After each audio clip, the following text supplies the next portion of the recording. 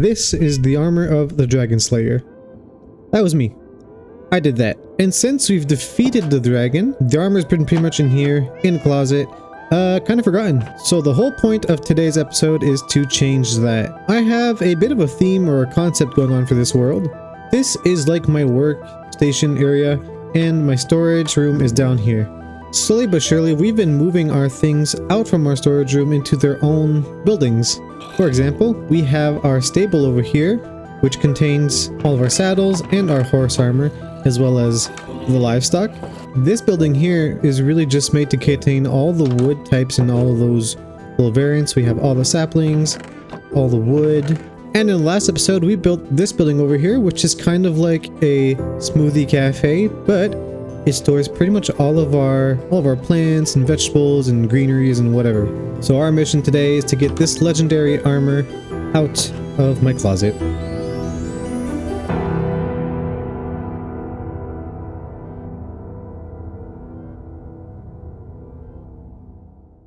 Alright, so we'll get started on that very soon, but before doing so, I have a bit of an XP problem to deal with. For the longest time now, we've been using our skeleton farm, which is hidden underneath that building there, to grind XP. And it was working perfectly fine, and it still works perfectly fine, but with where we are in the world, it's a tad slow. Now, we won't be building an XP farm per se today, but what we will be doing is expanding our cactus farm. And by expanding, I mean actually making it. So I'm going to make a big cactus farm, and when I want XP, I'm going to grab that cactus and just put them in these furnaces here, smelt these up, and then grab the XP from that. I think that should help quite a bit. And if we need to round the corners a bit, we still have our skeleton farm over there anyways to do so. We've already got our spot chosen out. So down here is where we have our creeper farm. That is really too effective for me. And on this side, we have a sugarcane farm. And the plan originally was to have two sugarcane farms, one here and one here. You can kind of tell this is where I had the cactus just a moment ago. But really, with this, it's plenty for me. I haven't touched this since I built it. So we're going to do our sugarcane farm here. We're going to dig down. So I guess the first step would actually to clean this up a bit. I'm thinking something a little like this. This should be good. Alright, get down here. So what I'm going to do is I'm going to have the furnaces down here somewhere and have it so that when the cactus falls, it does smelt up automatically.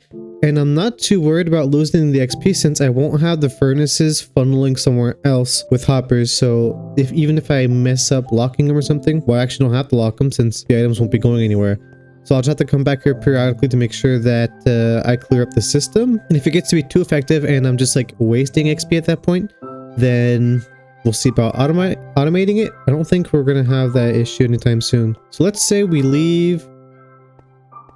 Let's say we go from the back wall and count 1 here, 2, 3, 4, 5. We should be able to have about 10 or 15 cactus per layer. Let's say I put the furnaces just about here, and then we'll have to get more hoppers, make frame out of some smooth stone. Have to go get some more at home. There, that should do. And for our collection system, we're gonna go really simple and just have water flowing and pushing towards our hoppers. Now let's see if that actually makes it far enough. Where did that go?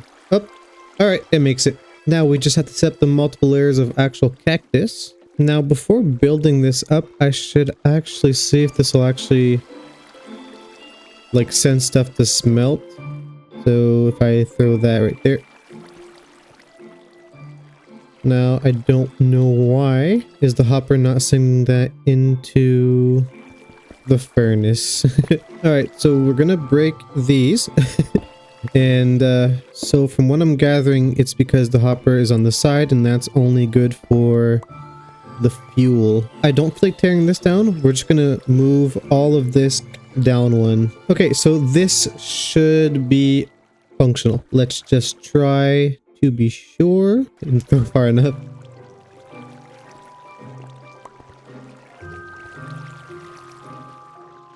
Yep, we're all good. All right, so another roadblock, and this might just be me being silly, but I think I have too many cactus here close together. Because I've seen 2 break, but I cannot find the pieces anywhere, and I don't think I picked them up. I think what's happening is when they break, they're bumping into the other cactuses and destroying the blocks. So I think we'll have to get rid of this middle aisle here, that when these bust, they fall into the water and not into the other cactus that'll destroy it. All right, so this is just like a side quest on the episode, so I think I'll just come back to you guys when this is all done. All right, here it is. This is the farm. I died 3 times making this thing, so we won't dilly-dally too long around here. This is just a little side objective of the episode. But yeah, so this is the design for the time being. We have just 2 rows, 1 on each side, and there are 2 blocks separating them. So there is a little bit of loss. Some blocks do get stuck right there and sometimes on the corner of the sand, but we're still getting some, and I think it works well enough. Obviously, if this were bigger, it'd work even more, but for about, I think about an hour's worth of AFKing, maybe an hour and a half, I'm not too sure, we have like over, I think about 4 stacks. So I guess we'll just let that be for now, and when I need some XP, I'll come see how much it actually yields. And I'm thinking in the next episode, we will get to decorating this as well as doing some other things I've kind of been putting off. But for now, I just need this to be functional, and we'll make it look good in the future. So if there are any glaring flaws with this, feel free to let me know in the comments. I'm not following any tutorials, so I'll use the internet to kind of give me some guidelines as to how some things work, but I kind of want to figure it out on my own. I want to learn the game mechanics. Following a tutorial would obviously make something that's way more effective and efficient, but it's less fun to me. I get bored following tutorials. That's the explanation, that's the reasoning, and it's kind of the philosophy that we'll be having throughout the whole series, I think. Alright, I suppose it's time we actually get to doing the main event of the episode. So we have a total of just over 1,100 blocks to get, most of which, however, are tough blocks. All tough variants, so I'm thinking it won't be too bad actually gathering everything. We need just over 121 stacks of tough. So quickly, I can just go down with you guys, and you can see other than the tough, there's not that much stuff that we need for the actual structure. So we really got nothing else to do than just get going. Alright, so I was just grinding up to get some levels and maybe get a bit of a better enchant, and something has appeared in front of me. Look at that. I'm gonna... Oh, that's a trap, isn't it? We are going for it anyways. I thought it... Yeah, that's what I thought. Is the horse still there? It is. Okay. And I didn't... No, I got the horse. Okay. Oh, there's 2. Okay, get that guy. No, I got the horse. I get 2? Okay, let's get these guys over to the stable. Being followed.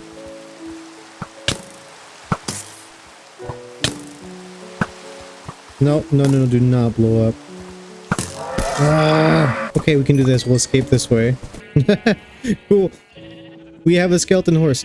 Alright, if you guys have a name for this dude, leave it in the comments. Alright, so it turns out that the cactus farm does work pretty well. It got me up to, I think it gave me about 10 levels by emptying every furnace. So I think that if we want it to be worthwhile, we will have to upsize the thing. Upscale just a little bit. So I'm thinking in between episodes, maybe do a live stream and then we get to work on that. But for now, I'll just be supplementing with the good old Skelly farm. So yeah, we're still here.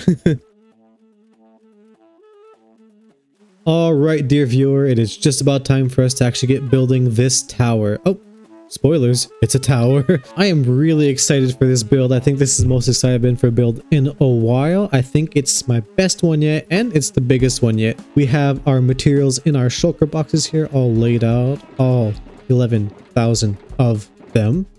And we've overcome quite a bit of hardship in this world. We beat the dragon, we beat the wither, we have a beacon over there. We've overcome the pain of dying many times. Where the heck is it? I can never find this darn thing. Number of deaths, we died 72 times. Jesus, but that's okay. Hardships are meant to be overcome after all. And hopefully today's build will help us all remember that. So without further ado, I'm gonna get building. I hope you all enjoy.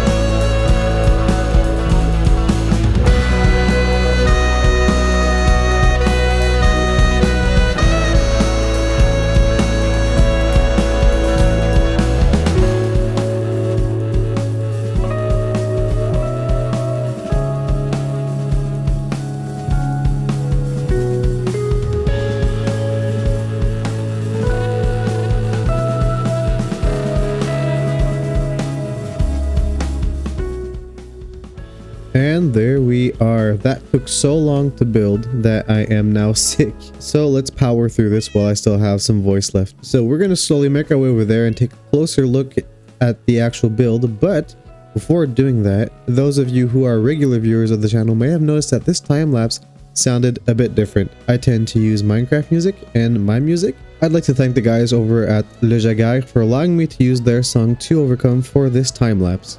They are a jazz trio based in Montreal, and I actually built this with that song in mind. I approached them asking to use the song because I was waiting for something fitting for this build, and I really wanted that one to be it. I could see it in my mind's eye before getting anywhere near doing this episode, and they said yes. That was very gracious of them. They didn't have to do that, so thank you guys once again. And I've left all of their socials in the description below, their Bandcamp, their YouTube channel, and their Facebook, and I think their Instagram. So go check them out, go give them a like, give them a follow. It makes me very happy. So once again, thank you guys, and let's get on with the episode. So this is our main entrance, and we have it copied 4 ways on either side. And if you take a look from the outside here before actually going inside, that's the scale. That's how big it is. It's quite huge. And a detail that I added that is kind of, I don't know, I like it, is on either side of the building, we have the direction like that it's facing. So this is actually facing east, and west is over there, north would be over there, and south is that ways. I just thought it was kind of a cool detail. And also, you guys already know that the purpose of this building is to honor the Dragon Slayer armor, but can you kind of see something over here and something over there poking out? We've got a secondary purpose for this building.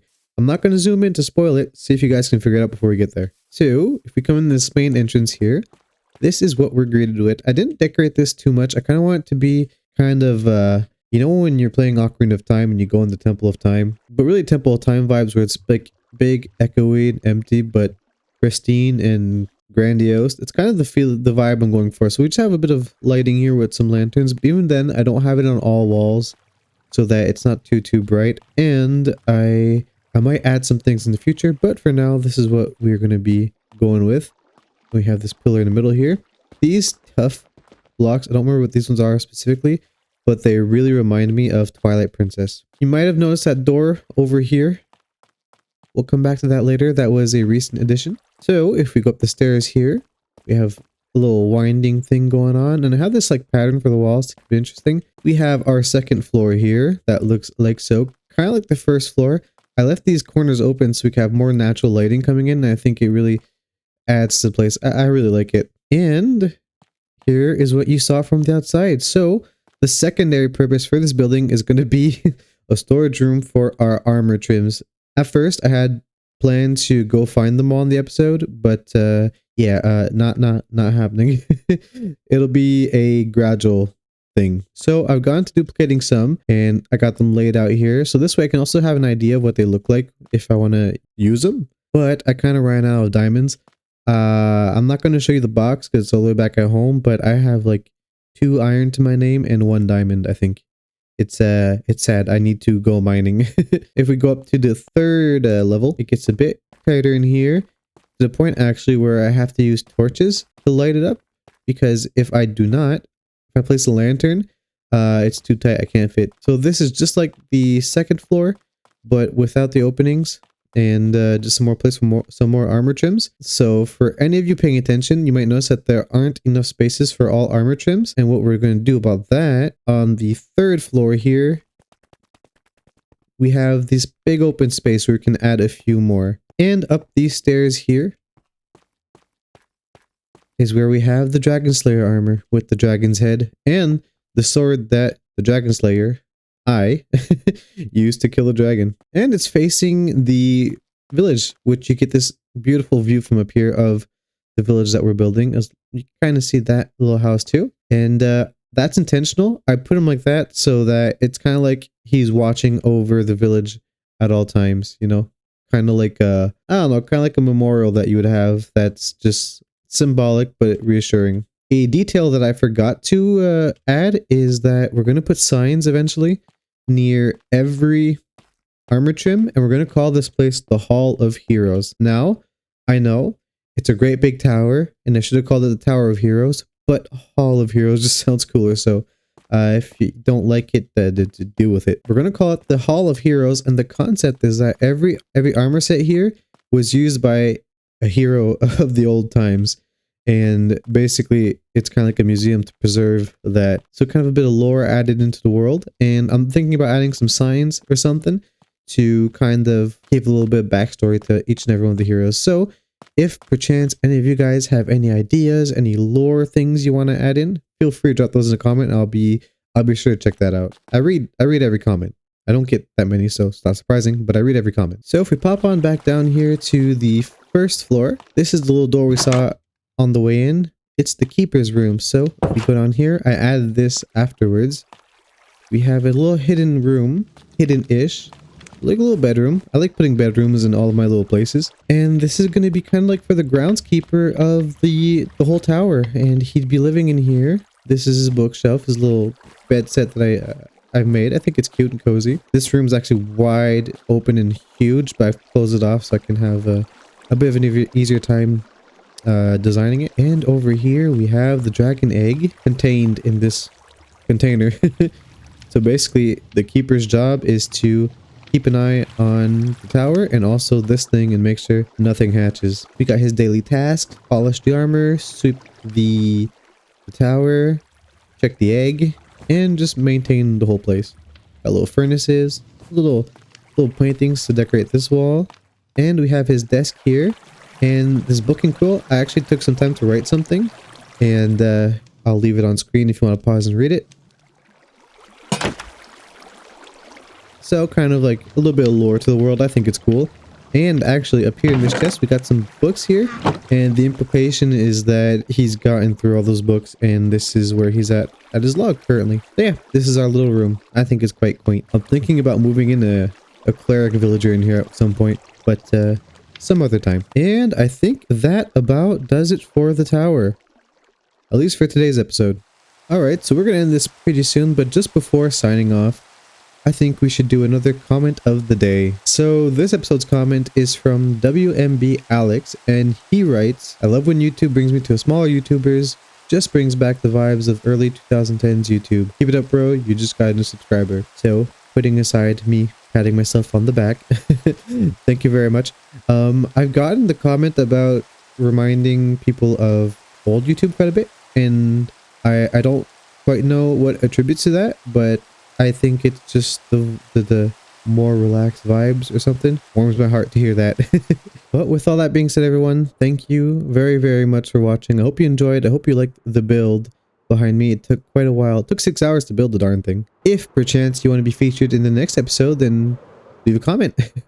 Who knows, I might just use it for the next comment of the day. But mostly, I'd really like to thank, once again, Jager for letting me use their music. Go and give them a thumbs up and support them. If you want to stick around and see what's up on the next step of our journey, then please go tickle that subscribe button. Be well. I'll see you on the next episode. Bye for now.